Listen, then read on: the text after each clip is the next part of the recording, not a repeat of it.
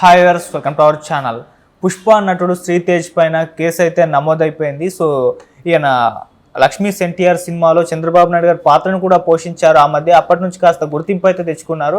అయితే పుష్ప మూవీలోతో పాటు ఇంకొన్ని సినిమాల్లో విలన్గా యాక్ట్ చేస్తూ వస్తున్నారు. ఇప్పుడు తన పైన కేసు నమోదు అవ్వడం చూస్తున్నాం. ఇంతకు ఏం కేసు నమోదైంది, ఎవరు ఫిర్యాదు చేశారు, దీనికి సంబంధించిన డీటెయిల్స్ ఏంటి, ఇప్పుడు ఇదే అంశం మీద డిస్కస్ చేయడానికి ప్రజెంట్ మనతో పాటు జయదేవ్ సీనియర్ జర్నలిస్ట్ ఉన్నారు. వారితో ఒకసారి డిస్కస్ చేసి తెలుసుకుందాం. సార్ నమస్కారం. సార్ నమస్తే సార్, ఈ మధ్య కాలంలో మనం చూస్తున్నాం అంటే కొంతమంది సినిమా ఆర్టిస్టుల పైన వరుసగా కేసులు నమోదవుతూ వస్తున్నాయి. అంతకుముందు పుష్ప మూవీలో జగదీష్ పైన కూడా కేసు నమోదైంది. రీసెంట్గా ఇంకొన్ని మనం చూసాము. ఇప్పుడు శ్రీతేజ్ పుష్ప మూవీలో యాక్ట్ చేశారు. అంతకుముందు లక్ష్మీ ఎన్టీఆర్లో చంద్రబాబు నాయుడు గారి పాత్ర కూడా ఆయన పోషించారు. అప్పటి నుంచి కాస్త గుర్తింపు వచ్చింది ఆయనకి. సో ఇప్పుడు తన పైన కూడా ఇటువంటి కేసే నమోదవ్వడం, తను మోసం చేశారని ఒక యువతి ఫిర్యాదు చేయడం చూస్తున్నాం. సార్ అసలు ఏం జరిగింది ఈ ఇష్యూలో, మీరు ఏం చెప్తారు సార్ దీని గురించి?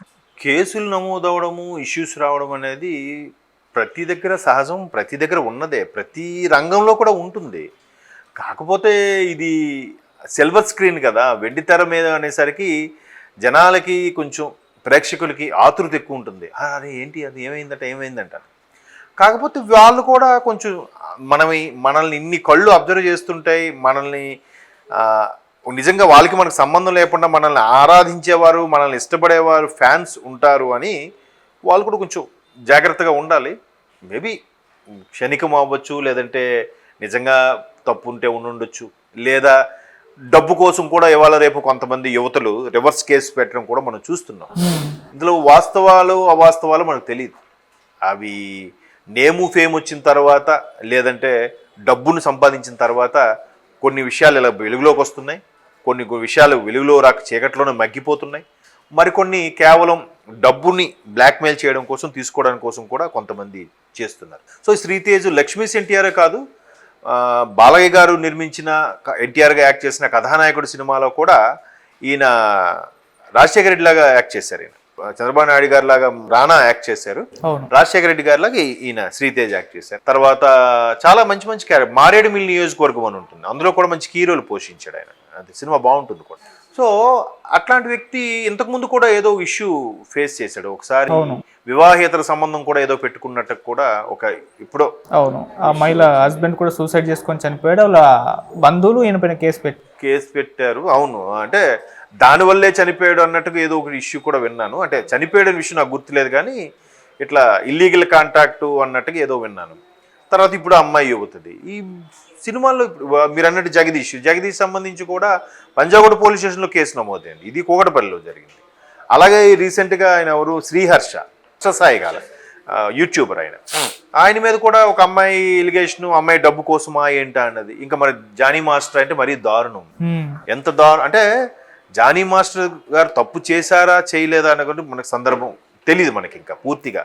ఆయనకి విడుదల చేసినా కూడా ఆయన బెయిల్ క్యాన్సిల్ చేయాలని వాళ్ళు సుప్రీంకోర్టు కూడా అప్పీల్ చేశారంటే తెరవనికి ఏదో పెద్ద కుట్ర జరుగుతుందని అర్థమవుతుంది. అంతే కదా, ఆయన ఏమి గుండెలు తీసిన బొంట, ఏమి పెద్ద పెద్ద నేరాలు ఘోరాలు టెర్రరిస్ట్ లాగా ఏం చేశాడా ఆయన? మరి ఆయన మీద ఆయన బెయిల్ క్యాన్సిల్ చేయని సుప్రీంకోర్టు వరకు వెళ్ళారంటే ఆ డాన్సర్ ఎవరైతే ఉన్నారో ఆ అమ్మాయి ఏమి ఆధారం లేక కదా ఇంది రెసిడెంట్గా జాయిన్ అయింది. Of course me topic deviate అవుతుందేమో శ్రీతేజ్ నుంచి.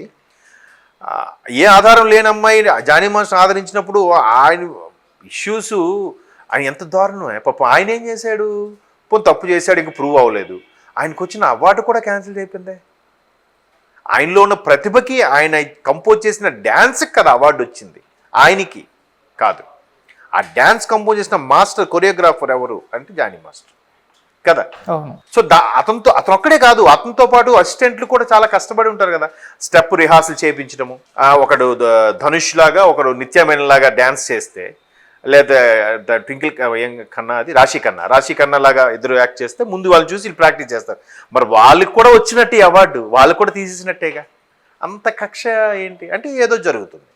సో ఇక్కడ కమింగ్ టు ద పాయింట్, ఇక్కడ కూడా రెండు వైపులా ఉన్నాయి.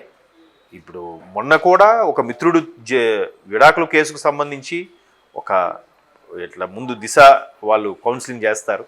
తర్వాత ఆ మేజిస్ట్రేట్ దగ్గరికి వెళ్తే ఆ లేడీ ఆవిడ అదే అంటుంది. అసలు మ్యాక్సిమం లేడీస్ సపోర్ట్గానే మాట్లాడుతున్నారు. బయటకు వచ్చాక వాళ్ళు ఎక్స్ప్లెయిన్ చేసేది ఏంటంటే లాయర్, లేదండి ఈ నిర్భయ ఘటనల తర్వాత మేము రెండు వైపులా చూస్తున్నాం, ఇటు అబ్బాయిలు ఓవర్ యాక్షన్ చేసి అమ్మాయిల్ని సాధించే పద్ధతి చూస్తున్నాం.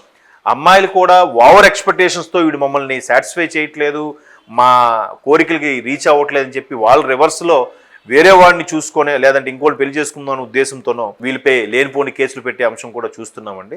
రెండు వైపులా ఉంది, ఒకరిని ఎత్తి ఒకరిని దించే పరిస్థితి లేదు, ఇద్దరు కూడా అలాగే ఉంది అన్నట్టు కూడా ఏదో అమ్మాయి ఇష్యూ. ఓకే, మరి ఏదో అమ్మాయి ఇది అన్నట్రా, ఏదో చేశాడంటరా, అట్టా చేశాడంటరా, ఏదో ఇదైందంటరా, అట్లా అట్ట కాబరులతోనే పాపం వాళ్ళు ఇజ్జతని వాళ్ళకి వచ్చే అవకాశాలు కూడా ఒక విధంగా కోల్పోతుంటారు.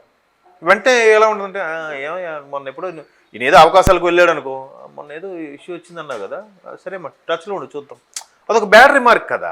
హీరోలకు కూడా చాలామందికి చాలా వాళ్ళతో ఎలిగేషన్స్ అవి ఉన్నాయి. ఇప్పుడు నిన్న పుష్ప ఫంక్షన్లోనే చూడండి, రష్మి మాట్లాడుతున్నప్పుడే మీరేంటి మీ ఫ్యూచర్లో మీ ఒరిజినల్ క్రష్ ఎవరని అడుగుతున్నారు. అందరికీ తెలిసిందే, నేనెందుకు చెప్పాలని నవ్వేసింది. ఆమె ఇష్టం అది, ఆమె ఎవరితో తిరుగుతుందో, ఎవరితో వెళ్తుందో, ఎవరిని పెళ్లి చేసుకోబోతుందో అది అనవసరం. కాకపోతే ప్రేక్షకుడిగా ఒక యాంగ్జైటీ అనమాట. ఏంటి ఇప్పుడు సమంత గారు ఉన్నారు, ఆవిడేదో విడాకులు అయిపోయి ఆవిడ లైఫ్లో ఆవిడ ఉన్నారు. ఏంటి ఆవిడ విడాకులు మళ్ళీ పెళ్లి చేసుకోదా, మళ్ళీ చేసుకుంటుందా? ఏంటి ఆవిడ పెళ్లి చేసుకోకుండా బిడ్డలు కలాలంటుందంటగా, ఇదేంటి ఎందుకు అవన్నీ? ఎవరి పర్సనల్ లైఫ్ వాళ్ళకు ఉంటుంది. కాకపోతే సెలబ్రిటీస్ అనేసరికి మనం మరీ భూతత్వం పెట్టి మరీ కిలికేస్తూ ఉంటారు. ఏంటి ఆ అమ్మాయి ఎందుకు అలా చెప్పింది, అరే ఎందుకు శ్రీతేజ్ ఎందుకు ఆ అమ్మాయిని అలా చేశాడు, లేకపోతే పుష్పలో జగదీష్ కేశవ ఎందుకు అట్లా అమ్మాయిలతో ఏంటి, ఏమో ఈయన చేశాడో ఆమె ఈయనకి అలా చేస్తుందో మనకు తెలియదుగా. ఒకవేళ నిజంగా నేరం చేస్తే వదలరుగా. అంతకుముందు ఆయన ఎవరు యూట్యూబ్లో ఉండేవాడు, ఆయన బిగ్ బాస్ కూడా వెళ్ళి షణ్ముఖ్, ఆయన కూడా ఇష్యూ ఏం చూసారు, ఆయన ఏదో డిప్రెషన్లో ఉన్నాడు, అలా అన్నీ కోసం ఒక అమ్మాయి ఇలాగే ఏదో ఇష్యూ అయిందని వెళ్తే అలా అన్నీని వెతకడం కోసం పోలీసులు వెళ్ళేసరికి ఈయన డ్రగ్స్ తీసుకుంటున్నట్టుగా ఈయన అరెస్ట్ చేయాల్సి వచ్చింది. మేబీ ఇప్పుడు ఈ సిటీలో కూడా చాలామంది పెద్ద పెద్ద ఇళ్లలో లేదంటే చాలా కాస్ట్లీ పబ్బుల్లో 12 తర్వాత ఒక రకమైన నడుస్తున్నాయట. ఇది కూడా చెప్తున్నాను, అటానే మనకు తెలియదు, అక్కడ ఇక్కడ వార్తల్లో వినదా న్యూస్లో చూసింది. సో అలా జరుగుతున్నప్పుడు పెద్ద పెద్ద ఇళ్లలో పెద్ద పెద్ద సెలబ్రిటీస్ వాళ్ళు ఇళ్లలో తెచ్చుకొని వీటికి అలవాటు పడ్డారు చేస్తున్నారా అనే అంశము మరి తెర మీదకి వచ్చిందిగా. మరి దాన్ని ఎవరు చర్యలు తీసుకుంటారు? దాన్ని ముందు కట్టడి చేయండి, అలాంటి వాటిని కంట్రోల్ చేయండి. ఇది ఎవరితో ఎవడు ఫ్యామిలీ రిలేషన్లు ఎవడు గొడవలు ఆడివి.